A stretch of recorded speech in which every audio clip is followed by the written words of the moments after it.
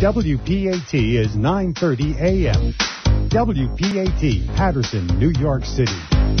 If you're over the age of 50 and considering buying an annuity in the next 60 days, I have some important news for you. Don't buy an annuity until you understand the pros and cons of annuities. A free book to help you maximize your retirement income from television host and three-time author Josh Melberg has been released. This book reveals little-known truths about annuity strategies in simple-to-understand terms. Grab a pen right now because we are about to offer you this free book that unlocks the 5 little-known secrets we believe baby boomers and seniors should know before buying an annuity. Call 800-948-6579 now, and you'll receive a free copy of Josh Melberg's book, Next Gen Annuity Strategies Revealed. As a bonus, we'll also send you a copy of The #1 Mistakes Retirees Are Making with Their Investments Today, and a free DVD on how you can get up to 33% more income in retirement. Call 800-948-6579 now. Again, that's 800-948-6579. Employees of J.D. Melberg Financial have the appropriate licenses for the products they offer. Non-attorney paid spokesperson.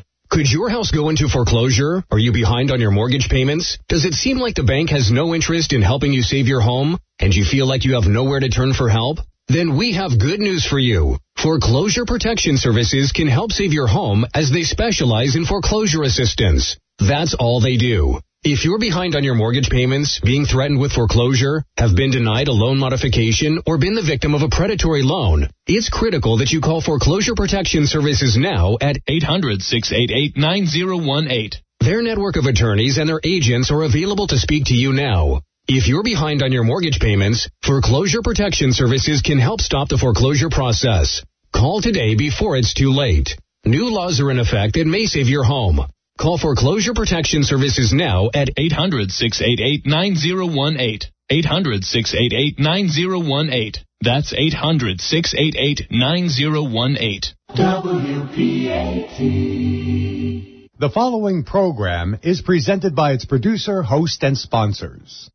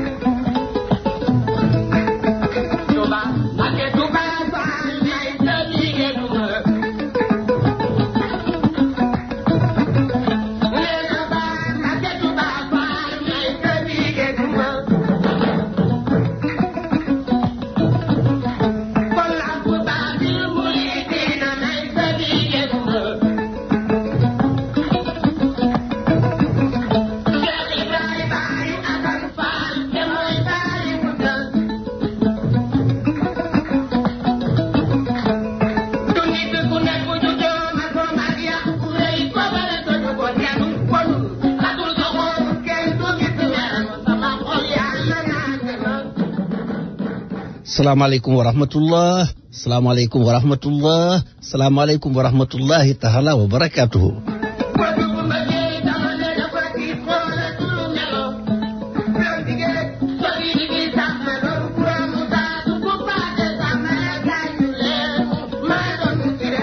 mu mel ni tey la dibéerati ñu dellu sooti fii na ci WPAT ñu koy wax 930 AM ci boppam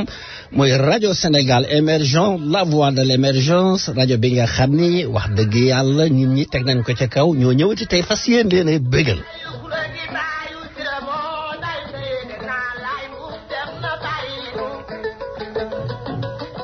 kon ni ma ko waxee rek rajo Sénégal émergent la voix de l'émergence muy la rajo majeure fii ci studio de l'émergence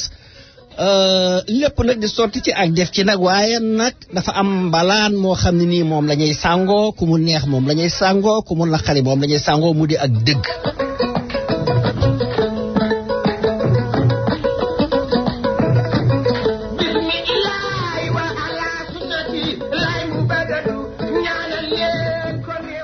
di nuyu nag africain yëpp di nuyu nag sénégalais yëpp di nuyu nag képp koo xam ne nii rek wax dëgg yàlla jaral nañ la nga bàyyi say soxla bàyyi say yitte bàyyi say nelaw ci boppam daal di koy kal ci rajo Sénégal émergent ñu koy dàkkentele la voix de l'émergence muy la rajo majeure nit ñee ko waxal seen bopp ci boppam ndax ku ci nekk gis nga ci sa njariñ ci biir loolu moo tax ñun itam ñu bàyyi suñu yitte yépp fas yéen leen a bégal xam leen ni nag waaye nag doomu aadama lañu parce que doomu aadama dafa sujet à des erreurs man nañoo juum wax dëgg yàlla na ngeen ñu ko jéggal nag mais lépp loo xam ne nii nag lu baax la nañu ko delloo ci suñu borom subhanahu wa taala nga xam ni moo ñu may kattan ba ñu fekke ko ba toogaat fii di wax ak yéen parce que suñu waxee wax jéeg rek xam leen ni ci suñu borom subhanahu wa taala la. rajo bi nag am nañu ko yàkkamti lool bëgg mu ñëw wax dëgg yàlla parce que ku ci nekk ñi yéen dama koy fàttali nag. waaye nag am na ñoo xam ne ni neexu leen ça dérange ne tey suñu sañoon émission bi très rapidement mu daal di jeex fi saa ñu daal di koy taxañ waaye nag mbir mi moo demee noonu di nuyu nag ñi nga xam ni wax dëgg yàlla jaral na leen ñu bàyyi seen i yitte bàyyi seen lépp maa ngi ci tasante keroog ci gaz station bi il y a 2 jours de cela muy Sadex Ndiaye ci gaz station bi muy nu mu tuddati muy Sol Gaz ñu koy wax nag Sadex bu ndigal faal ci boppam. non sant ma wax ko mu ne ma xanaa yow yaa nekk ci rajo Sénégal émergent ma ni ko man mii la day mu ne ma ñi ngi lay rafetlu lool nag am na lu sax lu mu ci yokk tax dinaa ko wax mu ne ma yow day amara yaa tax ma bëgg Ousmane Sonko ci boppam parce que lii nga ciy leeral gisuma ku ko ciy leeral mais nag nee naa ko lépp sotti ci def la c'est un Sénégalais à part entière comme tout Sénégalais suñu sañoon Sénégalais yëpp dañuy mel ni moom suñu sañoon opposant yëpp dañuy mel ni moom suñu sañoon aussi ñi yore pouvoir bi ñoom ñëpp dañuy mel ni moom parce que nañ ko wax nag c'est une référence dinaa ci dikkaat.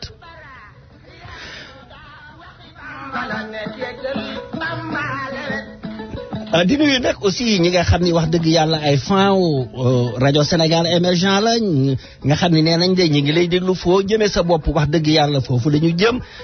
di nuyu Babacar Ba gëj naa ko dégg lool wax dëgg yàlla di nuyu aussi Serigne Arona Bousso nee na ma benn émission musu koo raté nee na ba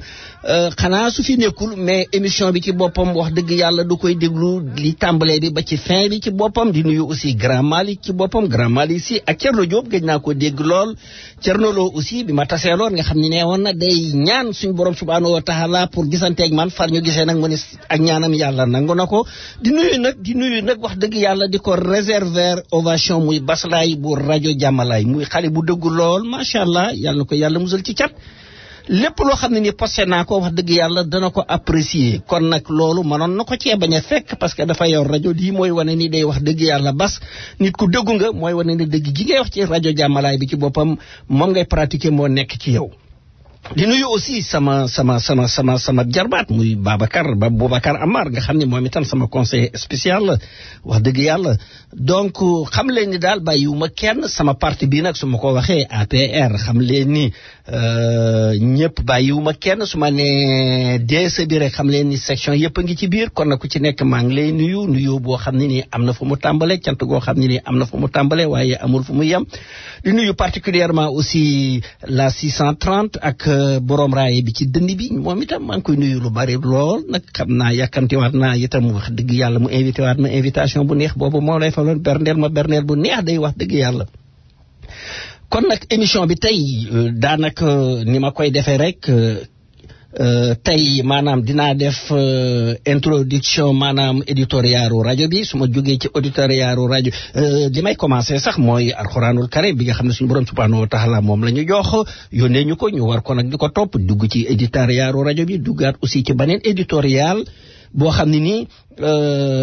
lu jëm ca réew ma la lu jëm ci le candidat Macky Sall parce que su ma nee le candidat ñëpp a ngi déglu xam naa ne ku mu nu mu tuddati rajo bi moom kenn desu ci moom ñëpp a koy déglu su ma nee le candidat Macky Sall damaa commencé ca njëlbeen nga ba dara nekkagul dara dugg ci ñu may jote ci réew mi dugg aussi ci ni ma gisee wax dëgg yàlla Sénégal di ko doxee nii ci boppam loolu lépp bàyyiwuma ci dara. Avant loolu aussi dinaa dugg ci espace santé bi kooku mënu cee ñàkk nag. ak dëgg moom du ñëpp ñoom ñoo koy bañ a ñoo koy bëgg waaye nag mbir mi ci boppam wax dëgg yàlla olof Njaay nee na mere mbanding day mën a waaxoo ko gën te kat mbir mi fulla ak fayda la fulla ak fayda parce que su ma nee fulla ak fayda parce que bëy wi nga xam ne mi ngi ci ndeng leer gi ay till yu bare tiim ko sàmm bu am fulla lool ak fayda lool day wax dëgg yàlla mooy te till yi lekk ko kon nag rajo Sénégal émergent la voix de l'émergence ñu koy dakkantele la rajo majeure ci boppam moo ñëw tey nag wax dëgg yàlla ci dibéer ji comme ni may commencer rek maanaam moo di lettre bi nga xam ni suñu borom subhanahu wa taala moom la ñu yónnee muy alquranul karim ci ayatul kursi yu bi ci boppam moom la ñuy tàmbalee di rafetlu aussi ñi nga xam ni ñëpp nee nañ soxna si nga xam ne nee na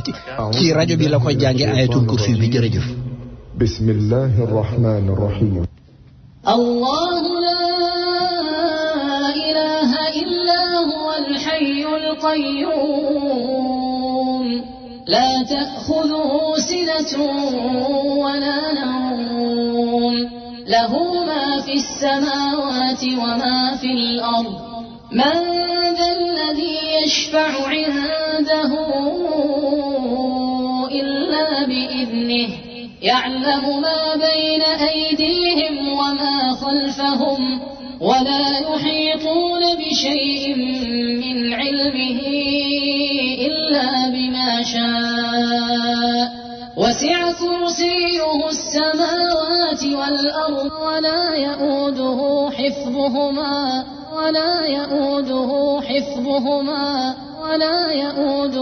حفظهما وهو العلي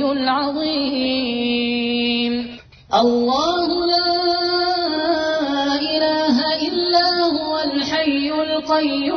القيوم لا تأخذه سنة ولا نوم له ما في السماوات وما في الأرض من ذا الذي يشفع عنده إلا بإذنه يعلم ما بين أيديهم وما خلفهم ولا يحيطون بشيء من علمه إلا بما شاء وسع كرسيه السماوات والأرض ولا يؤوده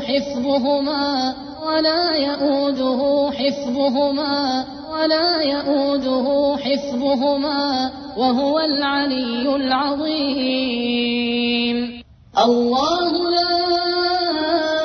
إله إلا هو الحي القيوم لا تأخذه سنة ولا نوم له ما في السماوات وما في الأرض من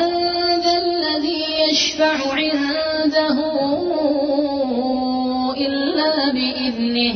يعلم ما بين أيديهم وما خلفهم ولا يحيطون بشيء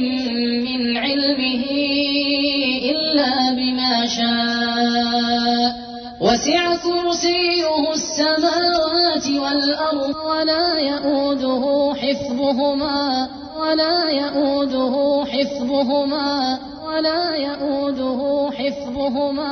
وهو العلي العظيم Sadaqallahu l'azim. Fidèles auditeurs de Radio Sénégal Émergent, bonsoir. Vous êtes bien à l'écoute de la voix de l'émergence et vous avez parfaitement raison d'y connecter. Je suis votre fidèle serviteur, Amadou Amar. Nous serons ensemble ce dimanche sur la fréquence WPAT 930 AM, mais aussi en ligne sur www.pat930am.com. Et ma principale mission, à travers ce temps d'antenne, ô combien important, ô combien précieux, c'est de vous offrir des services de qualité avec des critères d'exemplarité pour un meilleur confort d'écoute qui vous revient de plein droit. Radio Sénégal Émergent, la voix de l'émergence, la radio majeure, c'est vous. Elle est si proche, juste à côté. Elle vient en complément, en apport synergique pour faire l'écho des événements majeurs. Radio Sénégal Émergent, la voix de l'émergence, la radio majeure, s'engage de façon formelle et certaine au tournant décisif d'une parole aussi forte, aussi claire, aussi explicite, aussi séduisante, basée sur l'art de véhiculer un message fiable et efficient. Radio Sénégal Émergent, la voix de l'émergence, la radio majeure, vient innover, engageant un processus de recomposition, de reconstruction et diffuser à travers les ondes le concept d'un objectif commun au profit d'un beau pays, agissant à sa pleine puissance et qui aura pour nom un Sénégal émergent. Radio Sénégal Émergent, la voix de l'émergence, la radio majeure, c'est vous. Sa popularité, c'est la compétence, la rigueur, la discipline, le franc-parler, en clair, la différence émanant de son producteur Amadou Amar.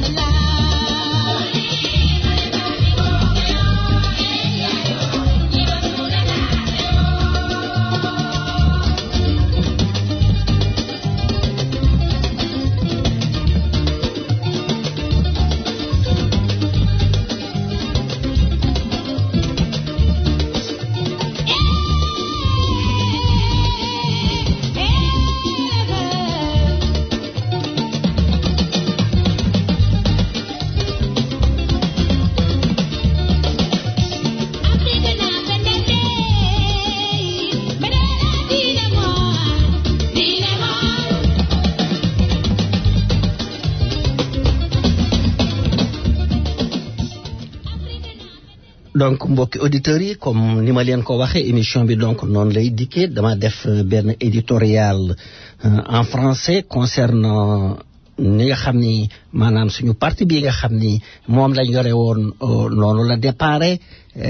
ak bi ñu suñu borom subhanahu wa taala joxe réew mi li ñu ci def maanaam ñi mu demee ci boppam ak ni ñuy doxalee ci boppam ak su ma noppee aussi dinaa joxe l'exemple Ousmane Sonko d'ailleurs am na benn élément boo xam ne nii dinaa ko teg benn élément bu gàtt boo xam ne nii ci Ousmane Sonko la dama koy répété waat nag toujours di leen ko wax képp ku gis moo xam ci mouvance présidentielle bi la moo xam ci opposition bi la rajo baa ngi nii seenub rajo la képp ku ñëw rek déclaré wul sama numéro téléphone xam ngeen ko donc nee naa leen seenub rajo la dédicace bi nag kii bi maa ngi koy déjee sama auditeur bi nga xam ne keroog dafa dugg di ma làkk ay français ma tàmbali mu daw newoon naa ko dinaa la invité fii ci rajo bi mais jusqu'à présent je ne sais pas la rajo est à sa disposition saa bu bëggee na ñëw tëjaluma ko kenn na ñëw su fekkente ni aussi maanaam rajo bi arrangé wu ko na dem ci soppe Cheikhul Khadim su ma laajtee foofu ci boppam suñuy julli dana ma fekk foofu su fekkente ne téléphone la bëgg aussi waxtaane kook man 646 578 0678 646 578 0678 népp lu mu ko bëggee rek danañ ko defee noonu parce que xam naa ni jombul bañul Sénégal jombul noonu la gisee jombul aussi jàpp na ni maanaam xadar ko jàpp wala la neen mais ku gis Serigne Amar xam nga ni fi ñu tàmbalee woon ci parti bi ak li ñu ki def ci boppam nit ki nag soo àndeek moom soo gisee lu rafet wax ko wante soo gisee loo xam ne ni aussi da koy gaañ te lu koy gaañ mooy gaañ Sénégalais yi kon danaan ko wax fi ci rajo bi donc sama auditeur boobu moom lay dédié nu mu tuddati bi parce que xam na ni sax nee na ma dinaa la booleeg porte-parole bi nekk Washington ma ni ko xam naa ni dañ laa yónni képp koo xam ne nii yaa ngi ci parti bi rek ak ko mën a doon rajo baa ngi nii ñëwal ñu débat ak koo mën a doon nag la 630 maa ngi lay nuyu donc cette année là auditorial mais su ma noppee dama koy def ci wolof parce que moom mooy doon émission bi quoi fidèles auditeurs de Radio Sénégal Émergent la voix de l'émergence la radio majeure suivons ensemble ce parcours cette année-là l'Alliance pour la République venait juste de souffler ses 3 bougies. Son lancement réussi, plébiscité par les citoyens qui l'ont propulsé sur la plus haute marche du podium. Le leader de cette jeune formation au pouvoir le doit d'abord à l'engagement, à la fidélité et au courage politique de ses militants. Ceux qui n'ont jamais cessé de voir en lui un homme à la hauteur des charges républicaines devant occuper la plus haute responsabilité du Sénégal. Nous, braves politiciens APR, étions encore là. Nous avions accompagné notre mentor quand les coups de tonnerre des libéraux lui tombaient dessus. Heureusement, un 25 mars 2012, le candidat Macky Sall était plébiscité par plus de 65% des Sénégalais sous la bannière d'une très grande coalition. Mais, aux premières lueurs, après son intronisation, Son Excellence, Monsieur le Président de la République, Macky Sall, s'était engagé à mettre en place un gouvernement de rupture en ligne de mire d'une gestion sobre et vertueuse. Le Président de la République de marteler ceci: je ne protégerai personne, je ne protégerai personne, je ne protégerai personne. Aujourd'hui, Son Excellence, Monsieur le Président de la République, Macky Sall, s'était engagé à mettre en charge aussi l'obligation de dresser les comptes de la nation et éclairer l'opinion sur l'état des lieux. Hélas, il n'en est rien. Dommage. Les Sénégalais sont impuissants à l'instauration de ce modèle de gouvernement tourné exclusivement vers la sauvegarde et la consolidation des intérêts des Occidentaux, ainsi que la protection des hommes qui ont hissé la délinquance financière à des niveaux incroyables. Alors, les pluies diluviennes ont fait place aux pleurs répétés des Sénégalais. Hélas, ce système de la gouvernance risque de balancer le Sénégal dans l'obscurité et cette option a éclipsé le travail des cours de contrôle de l'État. Entendez l'IGE et l'OFNAC. Heureusement, face à cette médaille qui commence à tourner à l'envers, et je dis bien qui commence à tourner à l'envers, il y a une seule alternative crédible qui vaille. C'est le président Ousmane Sonko, l'étoile montante de la politique. Et pour cause, on sent la noblesse, le franc-parler, l'intelligence, la sérénité, le patriotisme, le sens des responsabilités, mais surtout le courage dont le président Ousmane Sonko s'oppose. Et s'il vous plaît, des preuves à l'appui de son argumentation qui dérange sérieusement le régime en place. Fidèles auditeurs de Radio Sénégal Émergent, la voix de l'émergence, la radio majeure, peut-on trouver dans le référentiel politique du Sénégal,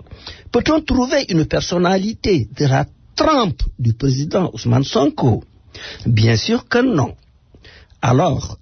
en route pour la présidentielle 2019, le président Ousmane Sonko est dans une logique confortable de conquête du pouvoir. Tant mieux pour un meilleur devenir de notre pays. Vive le Sénégal uni et prospère. Amadou Amar pour Radio Sénégal Émergent, la voix de l'émergence, la radio majeure. Donc sama mbokki nu mu tuddati auditeurs yi lii ma def ci nasaraan moom laay leen di waxal rapidement explique ko ci wolof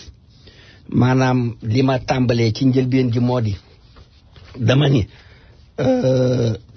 APR ni nga xam ne noonu la ñu tàmbalee woon ca njëlbeen ga metti woon na lool parce que booba nekkagul président mën naa ne monsieur Macky Sall ci temps booba donc ci régime ba fan bi fi nekkoon amoon na ay jafe-jafe ak moom amoon na ay jafe-jafe ak ñoom mu metti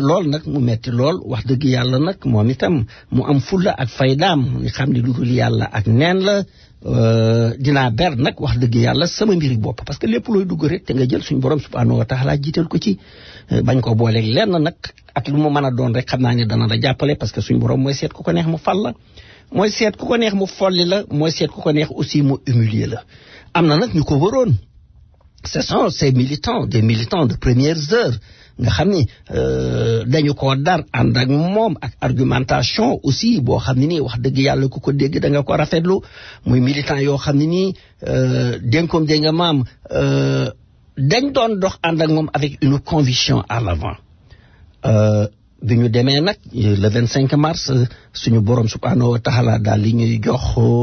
réew mi mais bi ñu koy jox nag nañ ko wax parce que du ñoon ñu rek parce que c'était sous la bannière d'une coalition bu ñu jàppale muy la grande coalition Benno Bokk Yaakaar bi ñu demee ba ci biir nag mu am ay engagement yoo xam ne ni defoon na ko ci campagne électorale yi ñun aussi taxawoon nañ fii di ko def ci rajo yi parce que ñun ñoo nekkoon ci opposition bi lépp loo xam ne ni jógee na foofa su ñëwee ñun tam danañ ko reprendre suñu nawle yi ñu nekk fii di ñu dégg suñu nawle yi ñu nekk fii di ko rafetlu aussi kon bi mu jotee aussi réew mi bi mu joxee nu mu tuddati engagement ne woon naa ni dana defar wax dëgg yàlla gouvernement boo xam ne nii maanaam dana fexe ba daal dana am une rupture nag soo ko déggee mooy dagg complètement li fi nekkoon indiwaat laneen lu bees du ñu nuroo du ñu bokk loolu la ci boppam loolu la waxoon ni moom lay rupture biñ ko dugalee aussi mu def son intronisation ba tàmbalee réitéré waat na ko ni fas na yéene loolu lay doxal muy gouvernement de rupture bi ak une gestion boo xam ne nii sobre et vertueuse bu mucc ayib kenn du laal te lépp lu ñuy def transparence lay doon te lépp dañu koy teg ci yoon waxtaan wax dëgg ci la li may wax nag xam naa ni dana am ñoo xam ne nii ils ont un chagrin ñi ngi may dégg mais nag ak dëgg suñu borom subhanahu wa taala moo ko moom bi ñu demee ci biir am na la neen lu moo waxoon ni je ne protégerai personne ndax engagement yooyu am na nañ ko wax te dee nañ ko wax suñu dee tëj ñu engagement yi ci boppam defu ko parce que su ne je ne protégerai personne dane du kenn laay aar ana luy ndeyu am na ñu luubal alali réew mi ñii téye na leen tëj nañ leen am na ñeneen ñu luubal alali réew mi ñoo xam ne nii ñëw nañ jënd nañ carte APR fekk si nañ ko ci mouvance présidentielle yi ñu leen yàlla bàyyi leen mën naa jël par exemple l'exemple kuddu kooku ñu doon wax xaw ma borom kuddu 8 millions yeeg yu demee noonu ak ñeneen ñoo xam ne nii ñi ngi fi woon affaire poste bi ñëpp dégg nañ ko affaire kuddu bi ñëpp dégg nañ ko nañ ko waxte dee leneen la ca des moo di am na ay dossiers yoo xam ne nii dénkoom dégg nga maam bi ñu duggee ci biir les inspecteurs généraux d'État ci boppam am na ay rapports yoo xam ne ni joxoon nañ ko naka moo am na yoo xam ne nañ teg na ci coñcoom ana luy ndeyam parce que ñooñu luubal xaalis bi du xaalis boo xam ne nii le président Macky Sall moo ko moom alal la boo xam ne nii sénégalais yi ci boppam ñoo ko moom kon nag su fekkente ni jàpp nañ ñii ni leen ràpp tëj ci kaso bi wax dëgg yàlla ñeneen ñi aussi nañ leen tëj ci kaso bi wala mu boole ñëpp tëj wala mu boole ñëpp bàyyi loolu ci boppam lii rek soo gisee ma di ko wax bëgguma aussi ñuy teg ci daram lu metti parce que nit ki soo àndeek moom ngay dégg ñuy wax leen li fi nekk nii wax dëgg yàlla su ma ñëwee ci xàllu 116 bi waa PDS yeeg waa réew mi ñu demee noonu di ma mbëlee naan ma mbëlee lu may def lu dul sëgg sans bopp kon nag yéen ñi nga xam ne yéen a ko jege yéen ñi nga xam ne yéen a koy conseillé da ngeen koy wax dëgg ci boppam suñu borom moomu dëgg moo ne yaa ayyuhal lazina aamanu taqullaaha wa kuunu ma'a saadiqiin wax leen ko dëgg ci boppam loolu du yoon na jàpp ñëpp tëj wala mu jàpp ñëpp bàyyi loolu mooy nu mu tuddati bi loolu mooy wax bi laneen di ci des nag aussi dénkoom dégg nga maam élection yi ñu jóge barki démb dégg ngeen coow lu bari di ci am te loolu wax dëgg yàlla neexuma xam naa ni neexul keneen ki tam parce que ki leen a sangul sa taar la bëgg nag weq na doom ja waaye bañu ko xool leen mbiru carte d'identité yi d'abord xool leen liñ ni moom la jar 50 milliards xaalis bu toll noonu doy na kéemaan ñaareelu fànn bi soo doon 50 milliards ba pare sax sénégalais bu bindu woon nga jot sa carte d'identité wax dëgg yàlla dana baax mais loo xam ne ni ëpp na 1 million et quelque waroon a jot seen carte d'identité jotuñu seen carte d'identité loolu ci boppam wax dëgg yàlla lu ñu war a seetaat ci boppam la parce que dañoo am droit de vote ñooñu ci boppam nañu seetaat mbir mi bala présidentielle di ñëw Olof Njaay nee na kat guddi la waaye bëccëg la ñu koy toppatoo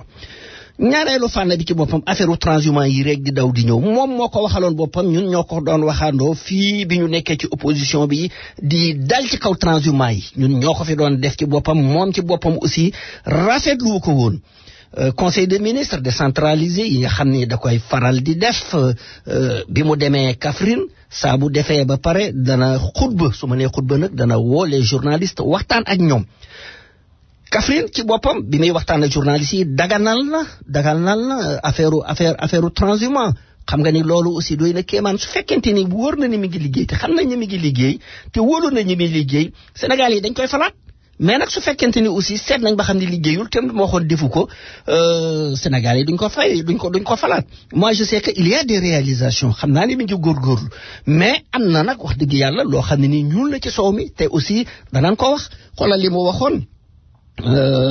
afférent à son frère ne woon na ni du def ab décret bu koy num tuddati bu koy nommé ci boppam parce que famille bi ci boppam duñu jege régime bi xoolal nafago gi fees dell aussi mu wëlbati ko joxaat ko waxtaan wax dëgg ca la dafa am loo xam ne nii su ko defee wala mu koy bëgg a def wax leen ko ni ko lii ak lii du yoon parce que Sénégal ci boppam dañ ko dénk Sénégal kon lépp loo xam ne nii mi nga koy def ci boppam na ci diisoo nay waxtaan parce que kat gaa ñi dégg naa fi mu nekk nii dañoo daas fanaanal li nekk ci biir nag kon wax dëgg yàlla na góorgóorlu ba ëllëg ci si biir nett bi ci boppam neex. nga wax rek mooy conférence de presse bi dañ koo def ngir wax ak askanu Sénégal ñu xam ni ci moment bu doy waar la ñu toll mooy président Macky Sall ak ñoñam njàqare am na ci ñoom ndax opposition bu leen def face te xastantewul ak ñoom saagantewul ak ñoom mais fekk leen ci seen yorinu réew mi yorinu koom-koomu réew mi ak yeneen duma leen foofa loolu mooy seen problème ba tey ji njàqare googu jàpp nañ ni ñu ko war a mën a fajee rek mooy nu ñuy def ba ñooña ñu faagagal leen lii lu ñu nal la bu yàgg dossier bi du dossier wu administration dossier politique la dama bëgg Sénégal yëpp xam ko dossier politique la li koy firndeel mooy kilifa gi sumb ab dossier bi muy directeur général des impôts et des domaines moom dem na wuti ay firnde depuis 2014 ba tey nee na 2014 ba tey gis na ni maa ngi doon mooy charte yi nga xam ne moo ñoo encadré suñu liggéey. waa ab kilifa gu yor njabootam di gis muy def ay moy fan yi di romb weer yi di romb at yi di romb defoo dara amul sax avertissement boo ko def ndax ci wàllu procédure disciplinaire dafa am doo tëb rek rëq ndiggu nit ki xanaa kay su defee da nga koy njëkk ne li nga def bu ko def sa doom sax boo ko yoree sa kër da nga koy njëkk ne lii nga def bu ko def artu ko mu waxaat nga xaw ko kii mu waxaat nga punir ko ne ko toogal ci koy mu kii nga jël doog a jël yar dóor mais lan moo tax ku ne constaté na loolu ñaari at te ci ñaari at yooyu fu ma mës a taseeg moom félicité na ma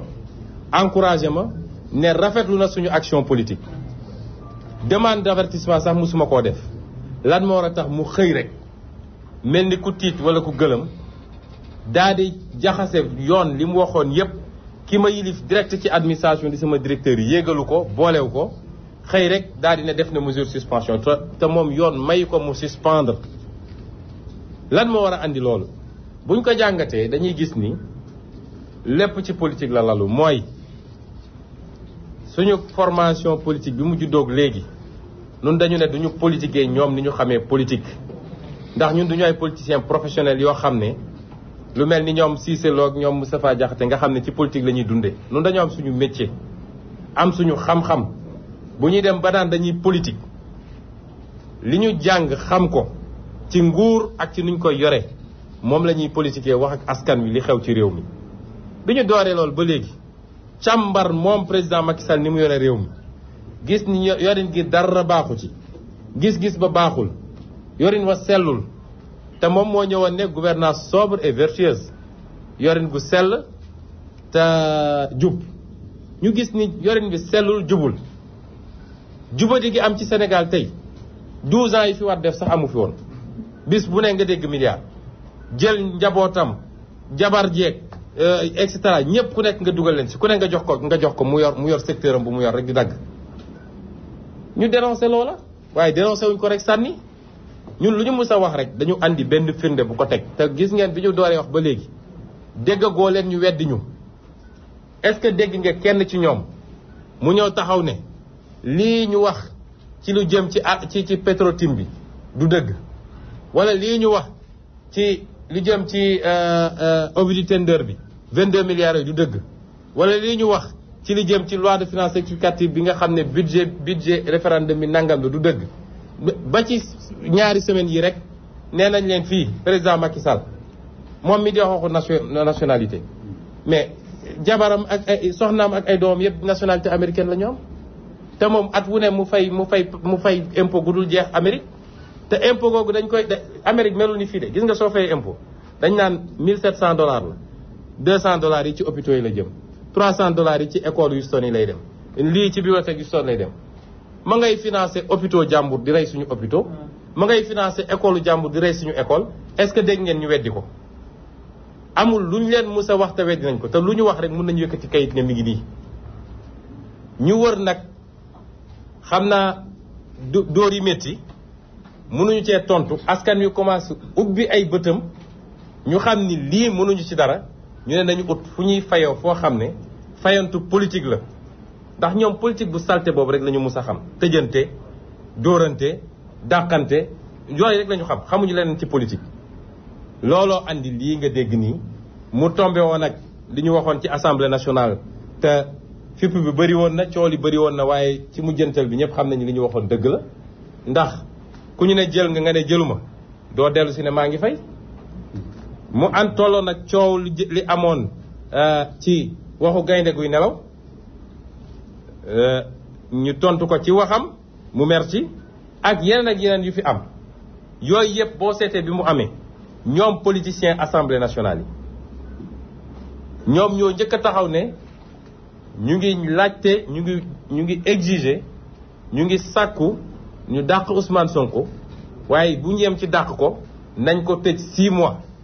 loolu Moustapha Diakhaté wax na ko coupure de journaux yaa ngi nii mun naa leen génneel yëpp bu ñu yem ci dàq ko waaye nañ ko ci tëj juróom benn weer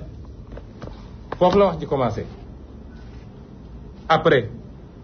questeur ñëw wax mouvement politique yi ay COJEM ak ñoom seen wax ba démb benn waay boo xam ne bëgguma sax tudd turam ndax sénégalais xam nañ ko mu doom dégg ngeen ko mu def déclaration ne mi ngi exiger ñu dàq Ousmane Sonko loolu ban rapport la ak sama administration. donc ki wax ni moo deful dañ koo defloo te liñ ci jublu mooy nu ñuy def ba doye dal ba faagaagal ab adversaire politique boo xam ne mënuñoo jàkkaarloo moom ci plateau wax lu Sénégal yi dégg. loolu mooy procédure bii ngeen dégg biñ ko commencé ba léegi nag ni mu doxee yépp jaay doole la ndax ki saisir conseil discipline amul yelleefu def ko. ñun inspecteur impôt lañu hiérarchie A1 décret président de la République parce que dañu ne autorité bi am pouvoir de nomination ak pouvoir de discrétionnaire benn la ak pouvoir disciplinaire ñun bu ñu génnee formation président de la République mooy jël décret de nomination nommé ñu jox naa ci léegi firnde kenn koo xam ne moom it agent hiérarchie A1 la comme ñun génnee ENAM comme ñun ñu nommé ko par décret comme ñun fi mu ne nii ñu ngi ko yóbbu conseil discipline gis ngeen décret président Macky Sall moo ko yóbbu conseil discipline décret moo ko traduire conseil discipline moo ko suspendre moo fixé conseil discipline bi ak désigner rapporteur bi lii mooy yoon ci fonctionnaire hiérarchie A amul keneen ku ko war a mën a def te ñoom comme moom bëgg ci woon feeñ ndax su ko signé ñu ne kon c'est politique président de parti la bëgg a wàññi président parti ñu daal di violer loi bi wax ministre de la fonction publique moom na ko def ñu ne deete ki waay suspension ba ki ko jël moom directeur général des impôts amul maqaama suspendre un agent des impôts de même hiérarchie que lui parce que suspension duñ ko def lu dul ci sanction 3e degré te sanction 3e degré kenn mënu koo délégué kenn ci coobare président rek la preuve suñu demoon ba def li ñuy def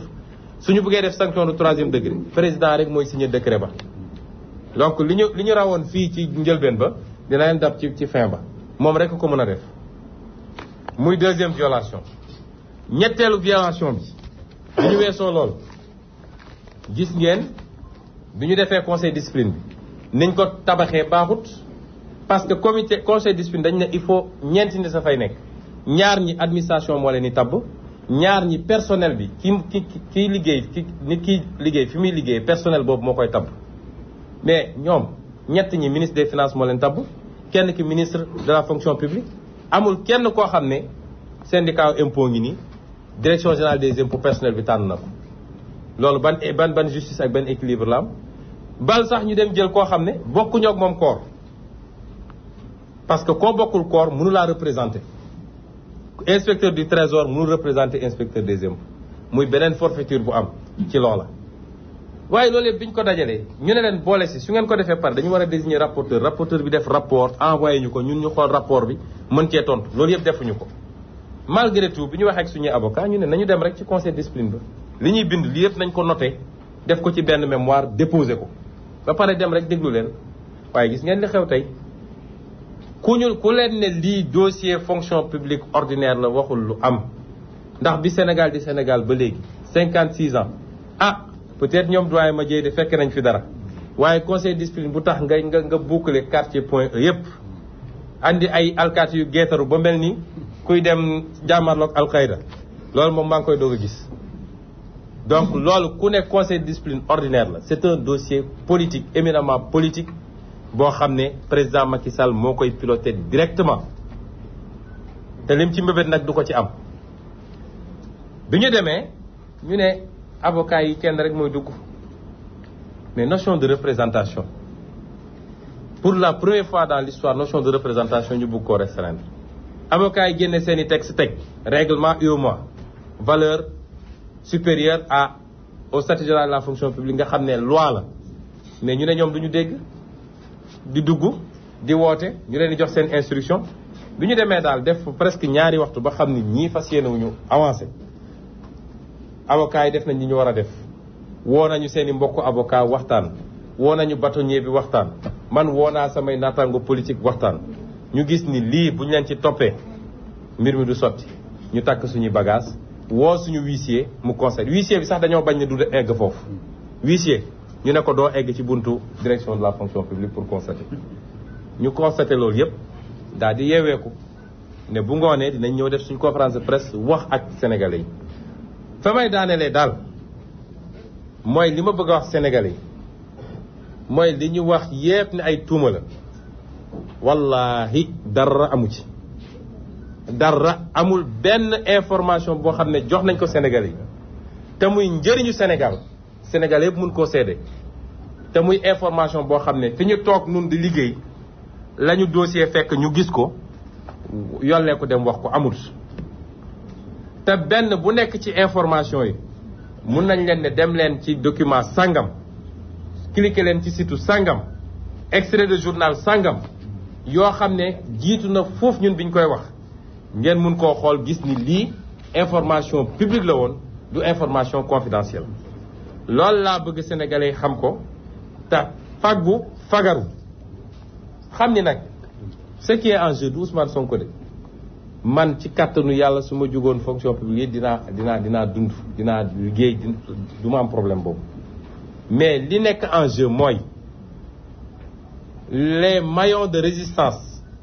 mooy li dese woon ci bañ ci Sénégal li dese woon ci xeex yàq bi ñu yàq ñoom li desoon ci taxawal askan wi donc ak ngir yàlla nag ndax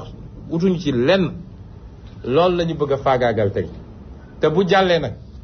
dinañ fi duma sénégalais ci bëccëg mbire kam te kenn doom foo ko jooyee moo tax dafa jot mbooleem ñi nga xam ne patriote lañu mbooleem ñi nga xam ne gëm nañ ni dafa jot après 56 ans ñu jël suñu Sénégal moomal ko suñu bopp liggéey suñu Sénégal ndax dara manqué wu fi Sénégal neex naa defar dara manqué wu fi lu dul njiit yu baax ku ñëw gën a yées sa morom Sénégalais yi gëm loolu yëpp nañu xam ni xeex wi seen xeex la ñu bokk ko xeex ko ngir defar réew mi wasalaam. donc auditeurs yi yéen a ko déggal seen bopp dëgg mooy njëkk mooy mujj parce que giñ ne ni wallahi al azim nee na lépp loo xam ne nii wax na ko ci boppam mën na leen a wax site bi mu ko jëlee xanaa li metti kay moo di comme ci site yi français la ñuy def wax dëgg yàlla c'est de notoriété publique mu jël ko explique ko ci wolof ba nga xam ne sénégalais bi nga xam ne sama maas nga xam ne suñu njàng soriwul ci boppam mu expliqué ñu wax ñu ko donc waa assemblée ne woon nañ fexe ñu dàq ko donc dàq nañu ko mais gis ngeen di suñu borom subhanahu wa taala defaat delloowaat na ko ci assemblée dugal na ko ci assemblée ba pare jox ko salaire bu ëpp li mu doon am mu ne salaire boobu bari na daal di koy xaaj ñetti xaaj benn xaaj bi ci boppam yóbbu na ko nu mu tuddati jigéen ñi liggéey foofu ci seen dëkk beneen bi ay bàyyo yu nekk Kaolack xanaa di fàttali rek Serigne Saliou Samb ni ko maa ngi koy xaar su fekkente ne mën na woote ci 212-219-9695 bi pour affaire annonce màggalu Touba gi ci boppam mën na woote wala képp ku ko dégg kuy déglu rajo bi ci boppam na ni Saliou Samb maa ngi koy xaar rajo Sénégal émergent la voix de l'émergence ci publicité yi nag daal di ñëw ci xàllu 116 bi ci boppam Pikine African Restaurant man day doy na kéemaan restaurant boo xam ne nii kenn mënu faa romb te doo fa dugg ci boppam su fekkee am na koy woote ma yeggale publicité nu mu tuddati bi garder ligne bi Serigne Saliou su fekkee wala ma eggale Pikine parce que lii neexut a dagg kat parce que ña fa képp ko fa romb da nga fa dugg ndax xet gu neex a neex ci boppam moom moo fa nekk ñeneen ñi ñu ngi jël seeni siis teg ko foofa di araftiku neexaay bi ci boppam teg ko ci biti ci mbedd mi kat ndax xet gu neex gi nga xam ne moom moo leen di xeeñ dugal ci biir ci boppam wax dëgg yàlla restaurant bu set la restaurant bu mucc ayib la ci boppam te soo duggee ci biir lekk yi ci boppam neex na ma li leen yéen lekk yu bari yii nan ngeen sant ñoom ñëpp ñu ne sax bay sàppaaral ma ne leen loolu du sant ñu ne ma akay tonton sax bay sàppaaral la parce que loolu ci toggin wi la ma xool jus yi fees dell ci frigidaire bi ci boppam ma ne leen c'est bien fait parce que dañ leen pine ñu ne ma noono tonton pine wuñ ñu dañoo defar ñu neex lool di leen fi xaar kon nag képp ku ci soxla rek wooteel 646 ci boppam 922 7015 donc mi ngi ci xàllu 116 bi restaurant bu set la et puis un service client ñoom ñoo ko fi gën bas kii Serigne Saliou maa ngi lay xaar su fekkente ni man ngaa woote bala may entamé waat beneen publicité wala ki ko dégg na ko wax su wootee ma jël ko rapidement comme ça mu passé message bi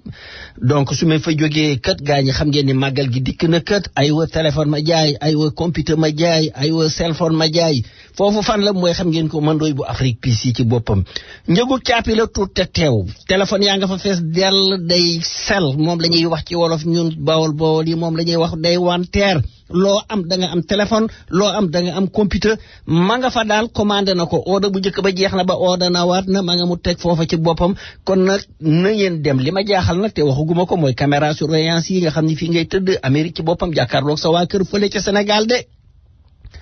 ku dugg da nga gis ku bëgg a génn da nga gis te kataw ca buntu ba naan kocc bés bouton bi man looy ci boppam nee na am na loo xam ne nii mën na la koo defaral su la ko defaralee bouton ngay bés fii rek ràcc buntu ba daal di ni kàccet daal di ubbeeku ci boppam téléphone 718 807 92 39 wala 917 334 60 99 rajo Sénégal émergent la voix de l'émergence ndax sëñ Saliou la.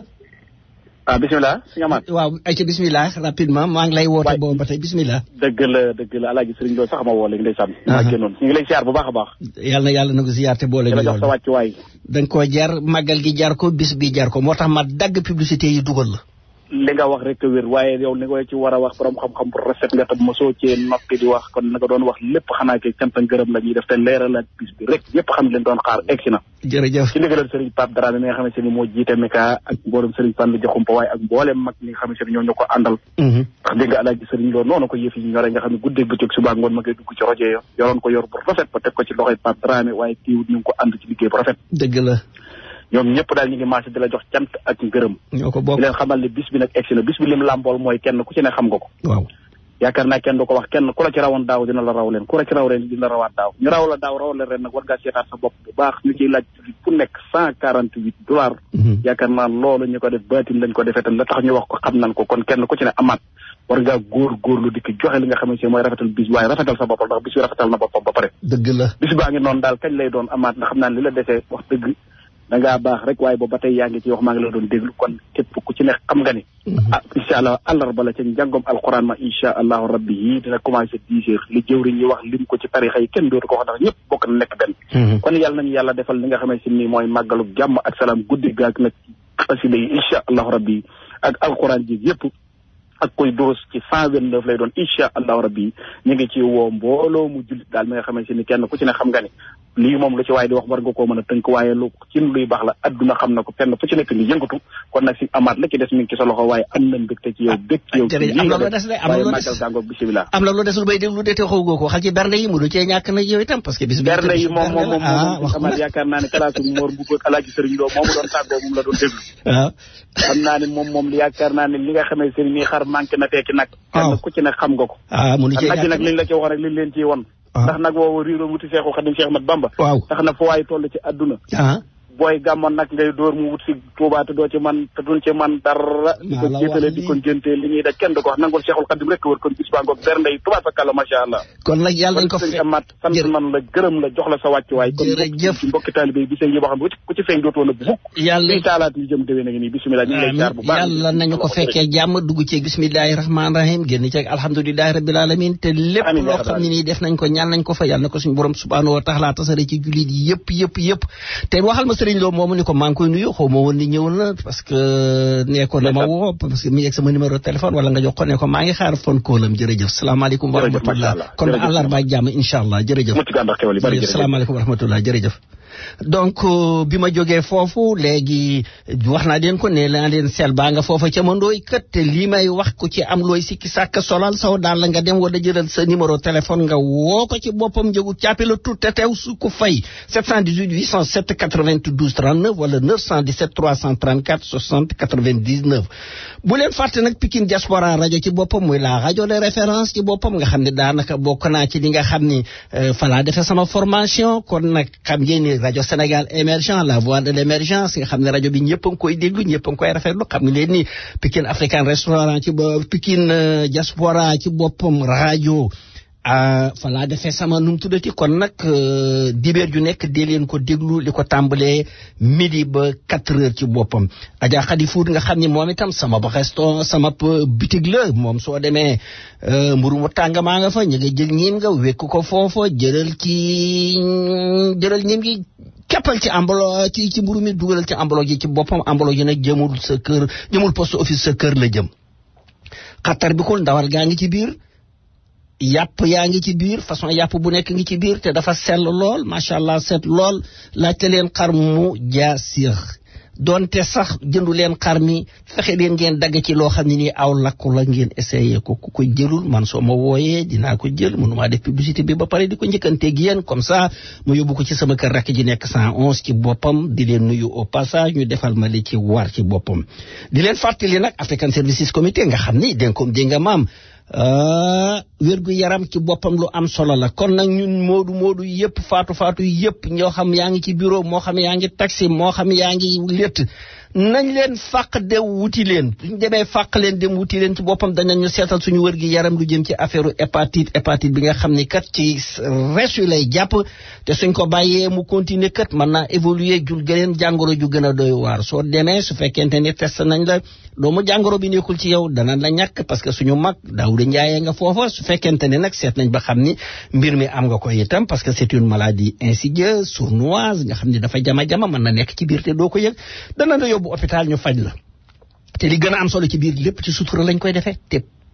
dërëm du la ci fekk dërëm doo ko ci def ñi ngi nekk ci 449 ci sa xaalu 127e bi ci boppam diggante Convent Amsterdam dañuy ubbi altine ba ajuma li ko tàmbalee 9h ci suba ba 5h ci ngoon numéro téléphone 212 222 38 82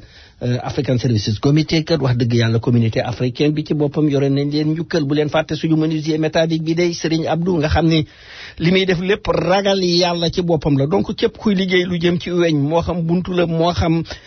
frontière la ak lu jëm ci weñ rek soo ñëwee dana la ko defal liggéey bu am solo lool ñeneen ñi ci boppam moo leen ko dàq ci boppam moo leen gën a yombale ci boppam ay mbiram jafewul woo leen ko ci téléphone am ci boppam su ngeen demee 917 478 91 75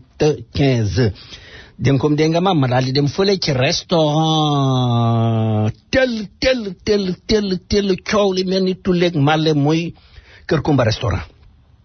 man daal dama tiit sama fit wi dafa rëcc mais nag li tax ma xam ne jàmmal la bi ma duggee ci biir maa ngi fekk nag ñëpp ngay xàqataay dénkoom dégg nga maam faaleen yi fii looyeen yi fii njaayeen yi fii baabu yi fii amareen yi fii faaleen yi fii ña ngay xàqataay seen gémmiñ yaa ngi niin batt bay xàqataay bay yëkkati tànk bay tàppalte ñi naan waaw man su ma fi ñëwee xamal ni ceeb bu neex bee tax ma ñëw suñu téere loolu la wax ubbil ci xët wi juróom-ñaareelu nu mu tuddati bi xët wi ñi ni xanaa xoolu leen cere ji ñuy togg ba mu xeddi ñi ni xanaa xoolu leen maafe bi ñi ni da ganaar yéeg dibi ji te lépp kat Adja soxna Aba Gumbale ma ngay ranger ma ngay defar wax dëgg yàlla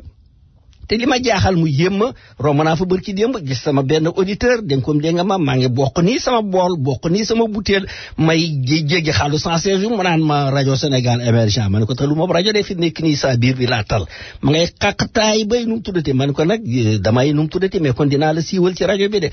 te kat bi may génn gis na maa ngi tàqamtiku képp ku fa dugg lekk ba suur naan ci ataay ji wala ci café gi sooy génn di tàqamtiku te lii may wax kat su ngeen ko seetee dem leen su ngeen demee ci boppam da ngeen ko fa fekk Serigne Mokhtar Mbacke aussi bu leen ko fàtte yére yu baax la am macha allah te ay mbiram dafay yomb ci boppam yére boo xam ne ni xew bu nekk ci boppam loolu numéro téléphone am 917 723 37 93 soxla yi bari nañ lool macha allah wante nag suñ borom subhaanahu wa taala mooy faj ay soxla am na sëriñ bu fi nekk kat sëriñ Cheikh Ahmed Tidiane Niass ci boppam am na lu ko yàlla may day képp ko fa dem yóbbu fa sa soxla ci boppam su àndee ak dogalub yàlla bi sa soxla dana faju kon nag bu leen ko fàtte numéro téléphone am 917 745 64 68 ma répété waat ko 917 545 6468 ci boppam moom mooy numéro nu mu tuddateem téléphone am xam naa ni espace santé bi tension la préparé woon mais su yoon jeexul xam naa ni wax si lu jeex damay bàyyi ba beneen yoon parce que pratiquement sama kii jeex na sama temps jeex na maa ngi sant ñëpp di gërëm ñëpp di leen jox daje ba beneen yoon di leen fàttaliwaat aussi magalu Touba bi ci boppam nga xam ne bisub xéewal la na ñëpp dem bu soobee yàlla àllarba ak jàmm incha allah te bu leen fàtte aussi li nga xam ni sëñ bi joxe na ko wax na ko ni $148 yi nga xam ni nu mu tuddati la war nañ ko yóbbuwaale incha allah asalaamaaleykum wa rahmatullah jërëjëf maa ngi sant ñëpp di gërëm ñëpp. kon ba dimanche ak jàmm mu ànd ak dogalub yàlla incha allah baax na kon fii la